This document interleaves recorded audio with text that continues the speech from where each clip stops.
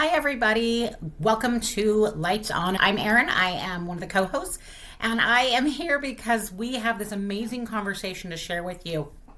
Amanda and I got to visit with our friend Jennifer, and we were so excited to have her on. We failed to introduce her, and why that's problematic is because you should know who she is, but also Jennifer Konsker is a board certified pediatrician practicing in Florida for over 20 years. So she comes to us as a parent as well as a medical provider. So her perspective is a little bit different.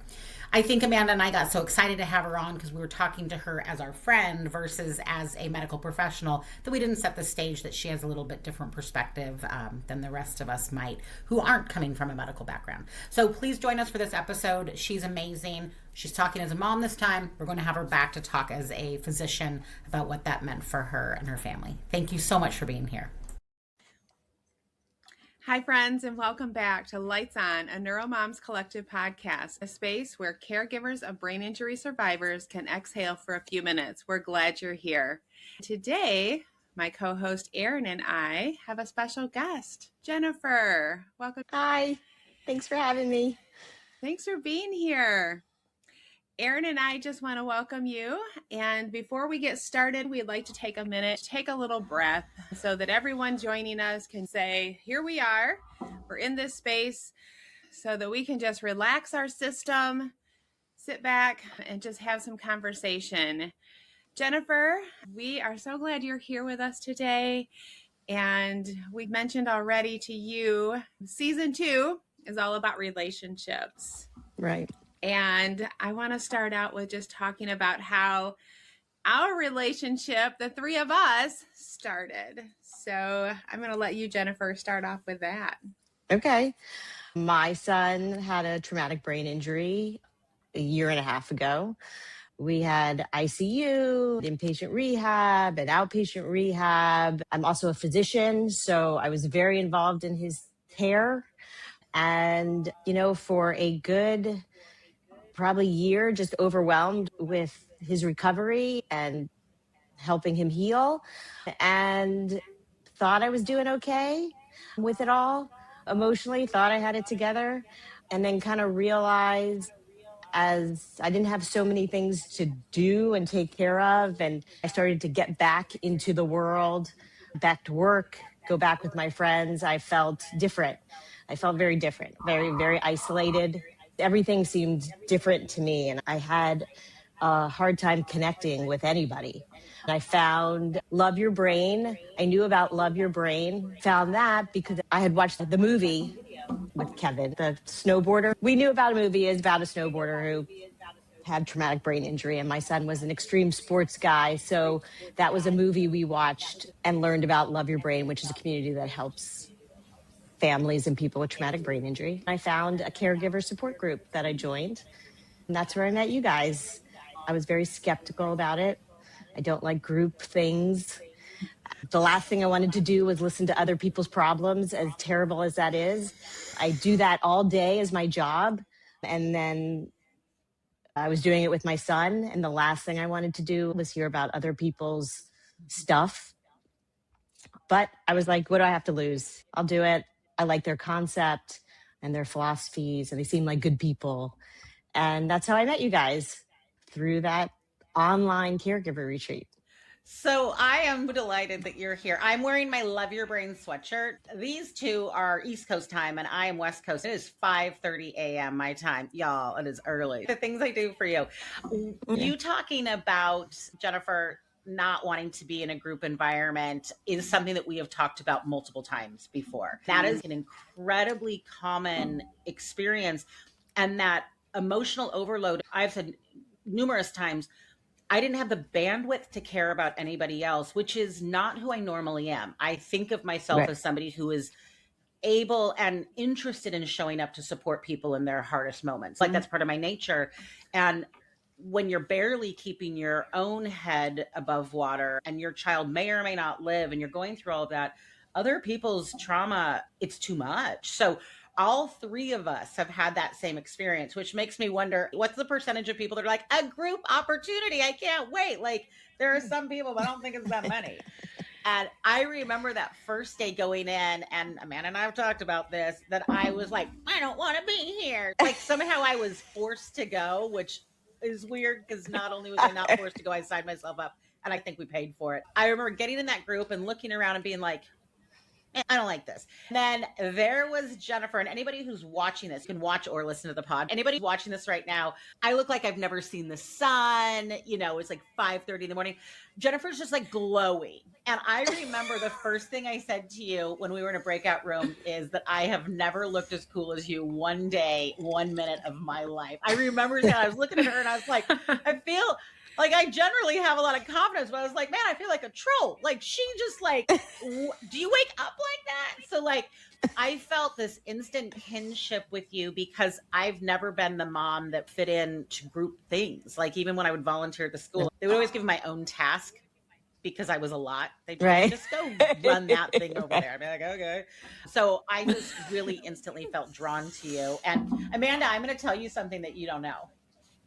When we all got paired and Jennifer and I didn't get paired together, we texted each other and we're like, listen, we didn't get paired together, but we can still be friends. Be our secret pair. We're the secret pair. Because I was like, Amanda, I don't even know her. She looks pulled together and organized. She looks like she has a day timer. I don't know. Amanda, she's a lot. Little did I know I would love both of you with my whole heart. That's our beginning. I love you too. 5:30 a.m. Nobody else I would do this for. Okay, so I love it. Amanda, we've been talking about season 2 is going to be all about relationships.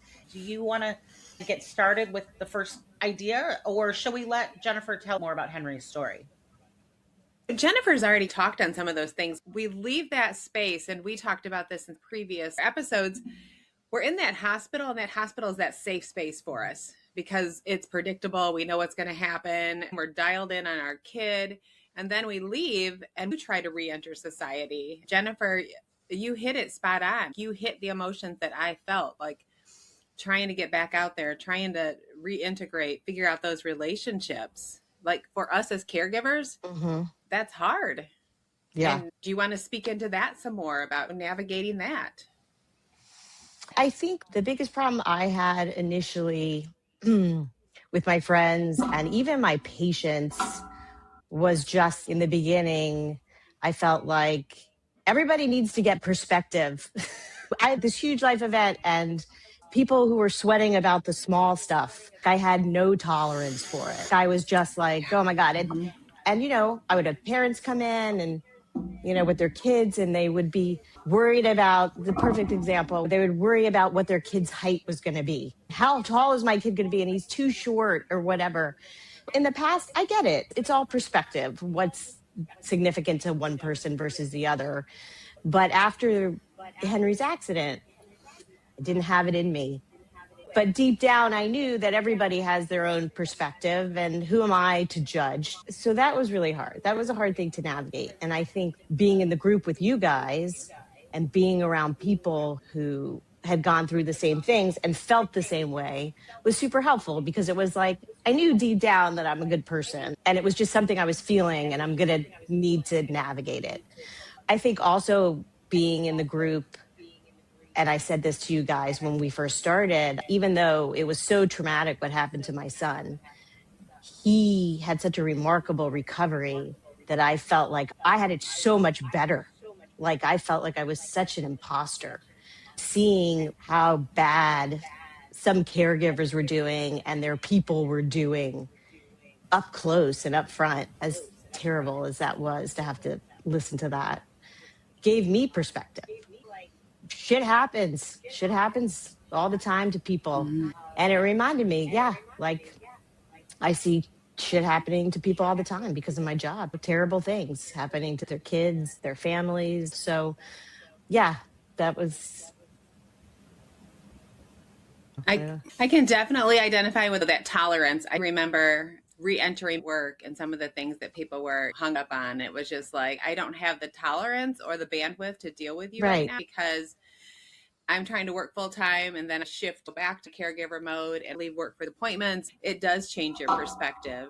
And then, you know, Jennifer, your comment about then when we walk those halls at the hospital or the caregiver support group, when we're listening to other people's stories, it does put ourselves in perspective too, and kind of check us in a way.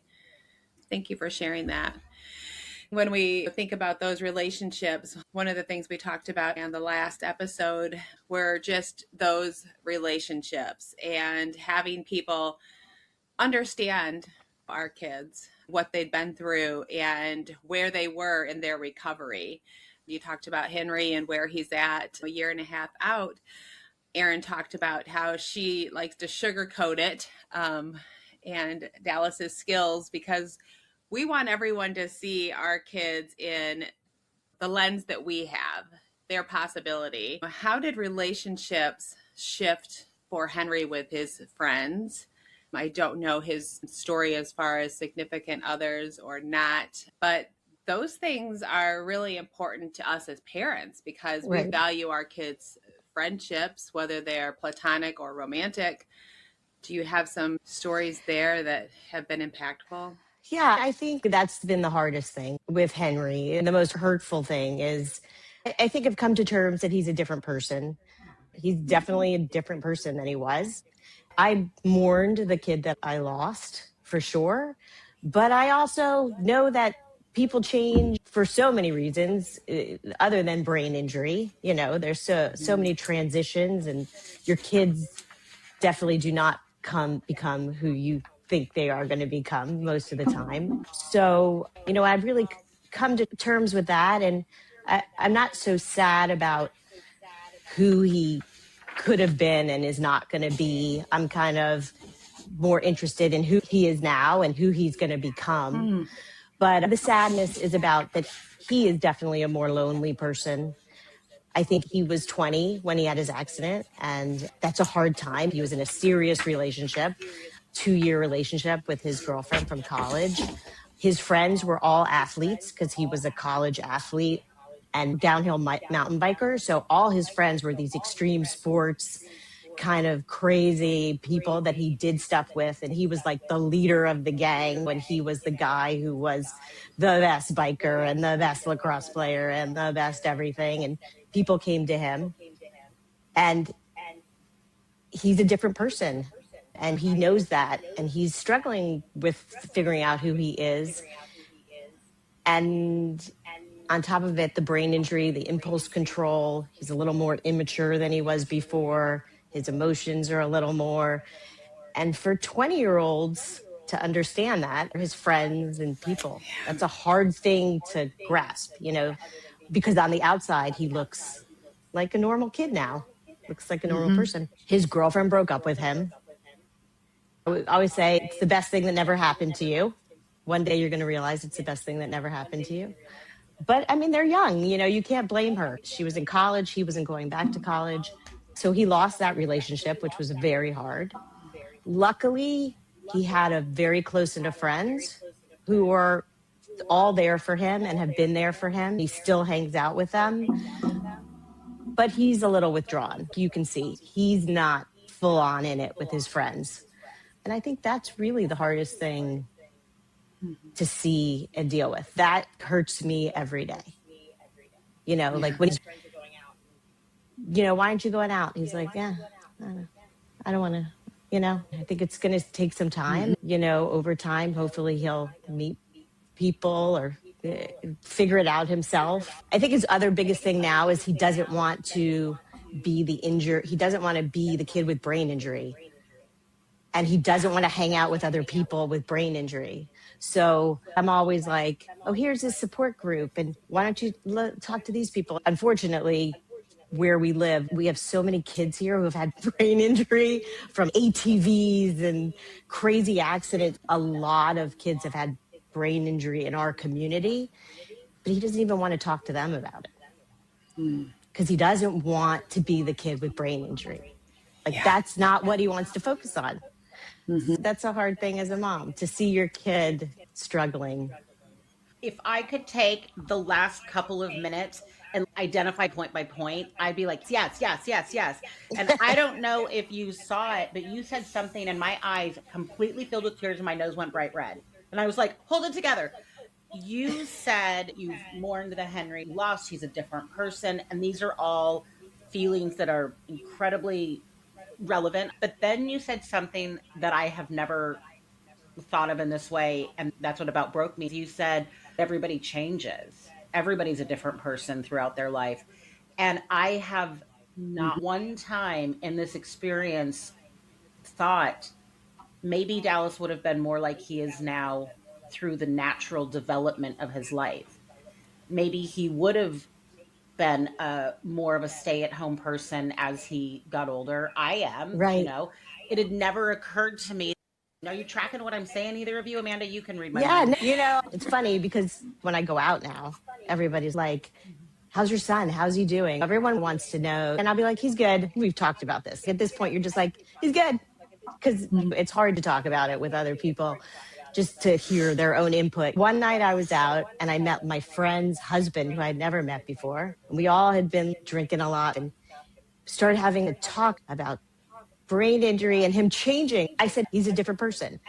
The guy was like an aerospace engineer. So he was there and he was like, yeah, the brain is a crazy thing. And he starts talking about like energy, and it became this whole hippie hipster conversation. But he was like, yeah, I was like, he's like, yeah, everybody changes. Like, who knows that the brain injury didn't just speed up who Henry was to who Henry was going to be in a later life.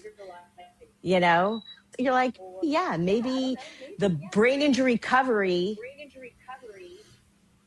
now Henry's who he would be 10 years from now. I am like, if it's not science-based, I don't want to hear it. And I'm listening to this right now and I'm like, oh, this is just like, Amanda and I have said we hope that this podcast and this whole Neuromoms Collective project helps other people. That's our, Yeah. But we are healing ourselves and our families by doing this work.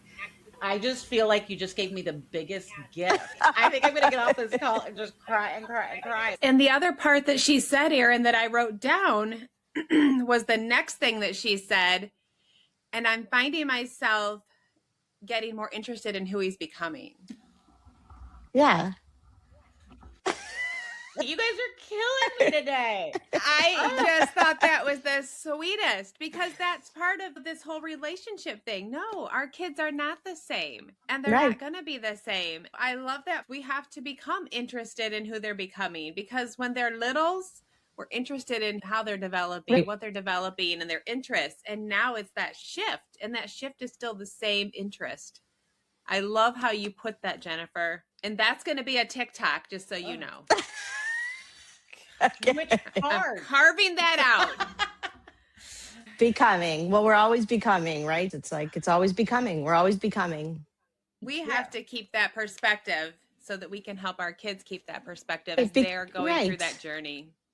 Because I think it was actually in the Love That Your Brain thing, the brother of the snowboarder, he said, like, basically he didn't get over things. He didn't start to heal until he accepted that his brother was just becoming this person. And that's what life's about. He needed to rejoice in that and enjoy that and experience that instead of trying to fix it and trying to get back to who he was. Henry has this neurologist, this functional neurologist, and Henry hated all his doctors. He hated all his therapists. He hated everybody because everyone's like, yo, you're going to be fine. You're great. Like, look at you. Look at how great you're going to be. It's all going to be fine. And his functional neurologist, the first day or whatever he was with him, he said to him, so tell me, am I going to get back, be who I was? Is that a possibility? And he just looked at me and said, you're never going to be who you are. Forget it. He just said, forget it, Henry. You're never going to be who you are. I know it's a hard pill to swallow, but the sooner you realize that and move on, the better your life's going to be. It was like the first time everything changed for him. He was like, okay, He's still sad about some things and struggling. He's 21 years old, but he loves that guy. He trusts him. He was able to move on. So I get an e-bike, mountain bike, so I can have assistance going up the mountain. And now he's like, why didn't I do this before? This is the best thing ever because I can go up and down the mountain 100 times. We're all becoming, always becoming. Everything's becoming. I love that. And that whole straight shooter, like they need those doctors that are just going to put it out there for them. Yes, we need hope. Right. But I think for our kids that are moving around and have those traumatic brain injuries and everyone just expects them to be typical, they need those doctors that are just going to come at them and say, no, you're not going to be back to where you were. This is where you're at, and this is what we have to work with, because society expects them to be a certain way. They're in a tough spot. Good stuff, Jennifer. Oh, it's such a delight to talk about. You were talking a little while ago about patients concerned about their children's height.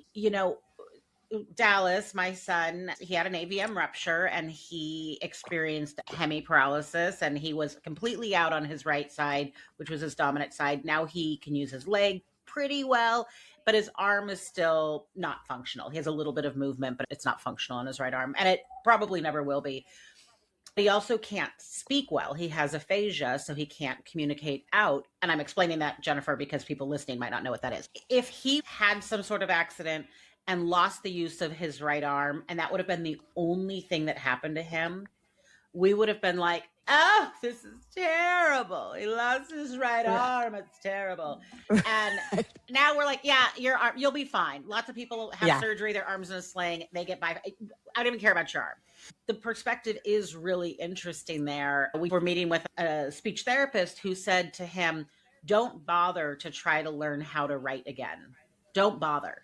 Spend that time trying to learn how to speak better, because that matters. With voice to text, you don't need to write ever again. These things are a hard pill to swallow, but also pausing and thinking, like, how often do you really need two arms? Well, I use them all the time when I'm talking, but you can do most of the stuff you need to do with one arm. Adjusting to those things and realizing how they're going to actually impact your life and going from there is very helpful, I think. So, Amanda, we're supposed to be talking about relationships, but everything's a relationship. Were there other things on your list that we should address?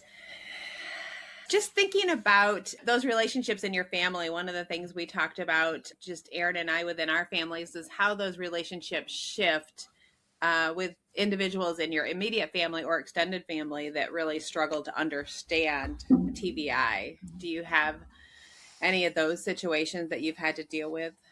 Well, we dealt with initially, Henry has an older brother who's 3 years older. So he's 24 now. Sweetest, nicest person on the planet. My other son is definitely just an amazing kid. And when Henry came back, he had a hard time understanding, why is he such an asshole? Like, he just had, in the beginning, impulse control and behavior stuff. My older son still struggles with that. He's young too, so it's hard. They've always been close, like my boys, it's just the two of them. So they've always loved each other, but hated each other because they're just such different kids. And I think because my older son is such just a good person, I think he's never going to leave his brother. Like, they don't think they'll ever be estranged. But that's definitely a hard relationship, and worry that they're going to drift apart as they get older. So I worry about that. But we're all together now, and we're working on things, and we talk about things. That relationship is hard. I worry about that relationship for them. I always say to them, and I've always said to them even before the injury, like when they used to fight, I was like, I only had 2 kids so you would have each other. I would have just had 1. I didn't need 2 kids. I only did this for you guys. So I don't have a huge family, so there's not a whole lot of relationships. My significant other stayed with me in the ICU and rehab. We have a long distance relationship, so he's only here half the time, half the year.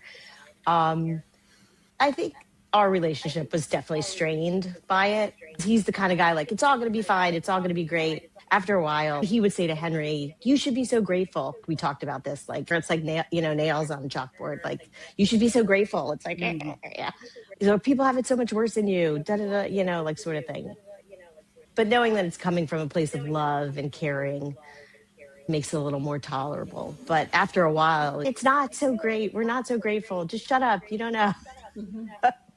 Yeah, it's also about the tolerance. Derek has a daughter who's 18, and she's a horse rider, and she has a very privileged and sheltered life, and really, it's like never had anything happen to her. And listening to her complaining about It's normal things that I get, but sometimes you're just like, you got to be kidding me. So that's hard because that's not fair either. They have their own perspective of issues, And the perspective right? shift has been, it's been hard and it's also really rewarding. What happened to my son happened in 2022.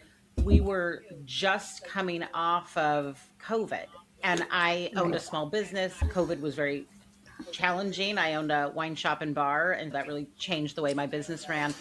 And before COVID, I'd been an athlete. I used to run a lot of races. I ran 26 races in 18 months. I was fit, strong, and I was social, and I was like living this best life.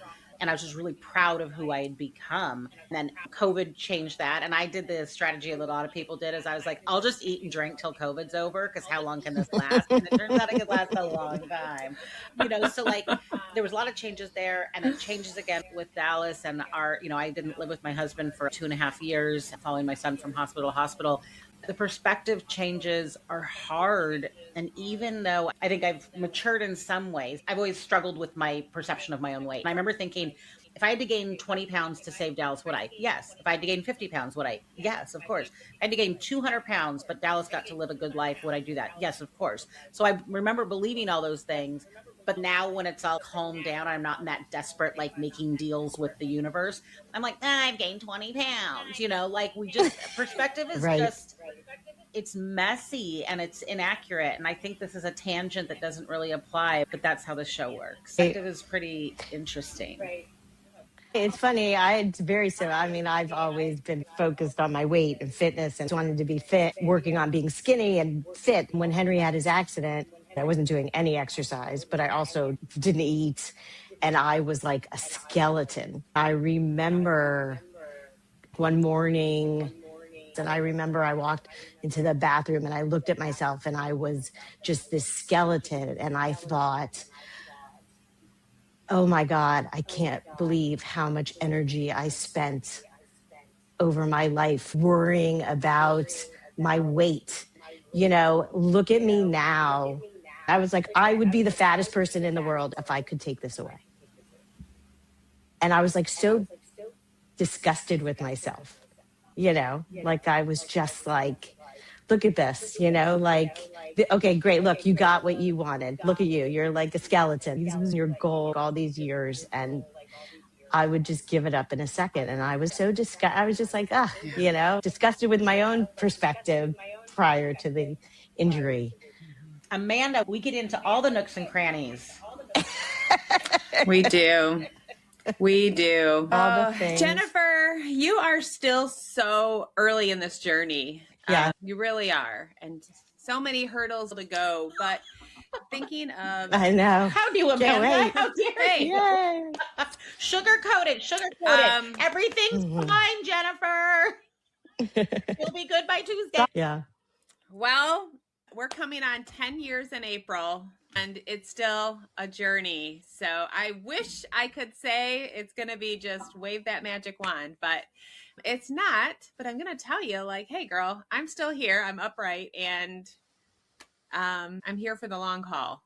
Please tell Derek I said hi. I will. If this makes it into the podcast, I was blessed to get to meet Jennifer in real life and look forward to spending some time in sunny Florida with her. Yes, I told you. Always welcome. Yes, that's where we're going to have a sunny retreat. Yes. As you think about this 1.5 year journey, do you have any advice for caregivers? We've talked a little bit about perspective and perspective shift. Nothing prepares us for this. It is just the biggest slam as a mom that we can get in our lives, and it stops us dead in our tracks.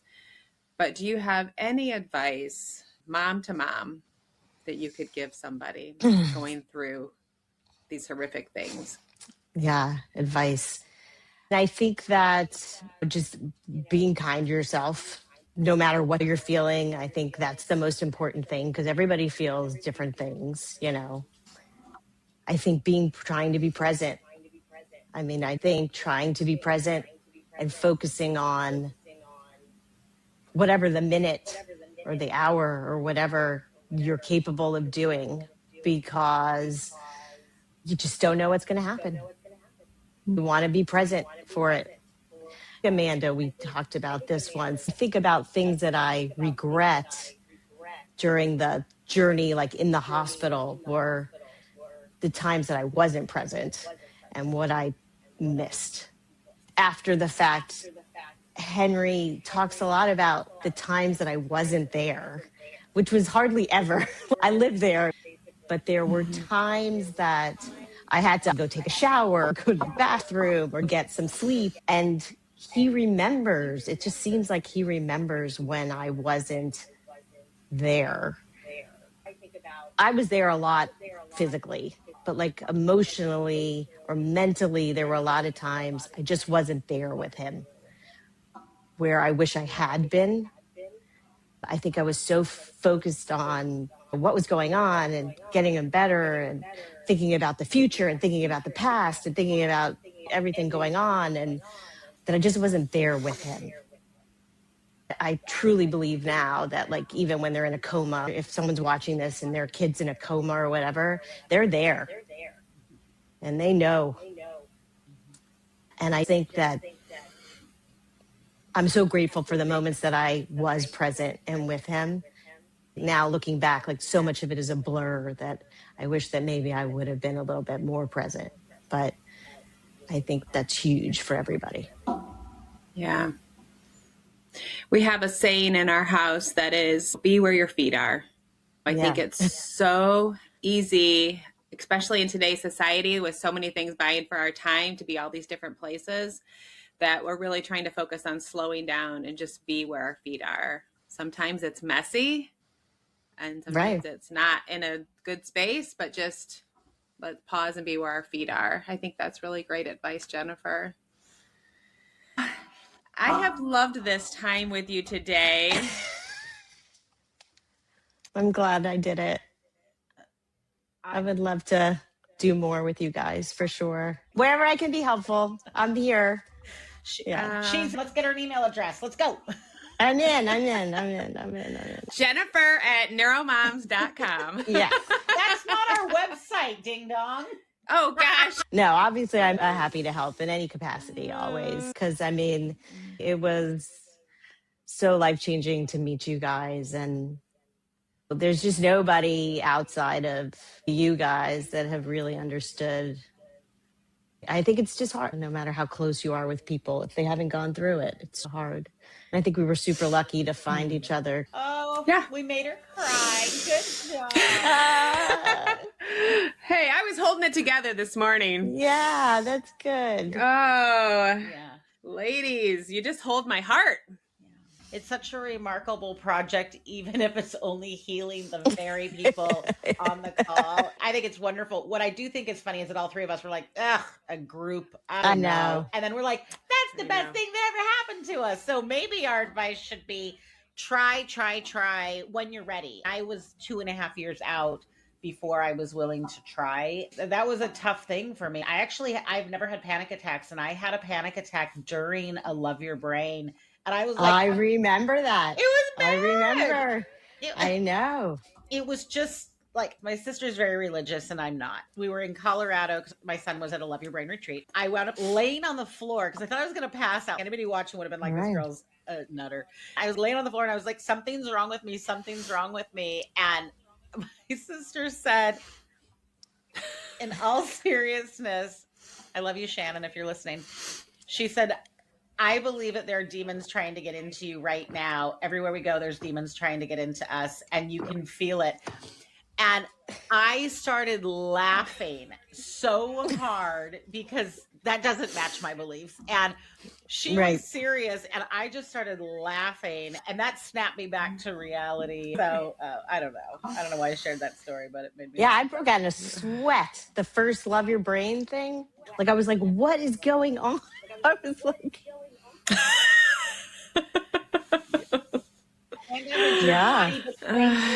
During Love Your Brain, it turns out we got cracked open like eggs.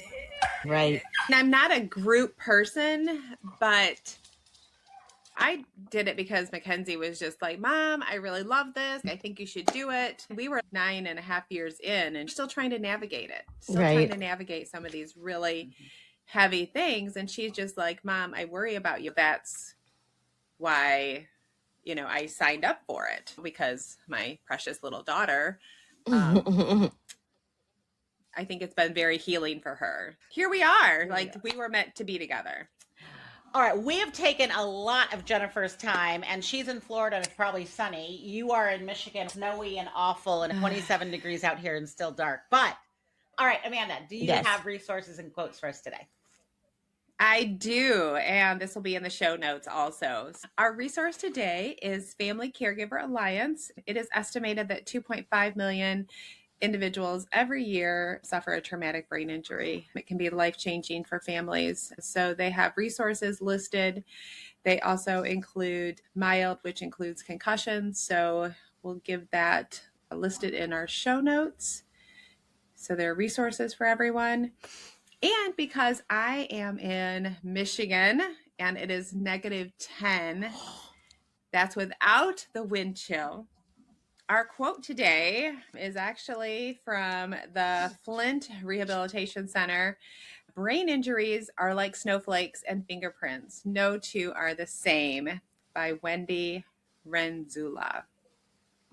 That's great and true. Well, this has been beautiful. I am so grateful for your time, Jennifer, for joining us. Oh, you're so welcome. Your perspective, and we would love to have you back, because what we didn't get into is what it was like to be a physician, and I think that is its own conversation. Yes. I think the ignorance was bliss, because I did not know what was happening with Dallas, and I think it must have been immensely more difficult to be a physician and actually know what those words meant. I'm so grateful that he had a physician mom, because all the things Yes. you could do that I couldn't do, and all the things you knew that I didn't know, but I'm so sorry that you knew more than we did. I just wanted to make sure that I upset you right before the end of the podcast. I think I would be happy to talk about that. People need advocates. They need medical advocates in hospitals. Parents absolutely need it. Someone who can be a bridge, especially when you're going through something significant. It makes a huge difference. And that's just a gap that exists. Great. We will be so grateful to have you back on. Ideally, we're sitting around your pool in Florida. Yes. I've just invited ourselves, Amanda. Let's go. Absolutely. All right. Well, let's get that scheduled. All right. I appreciate everybody sticking with us and being present in their own lives and present in ours as well. And remember, keep those lights on. Thanks, everybody. Thank you. Love you guys. Love you.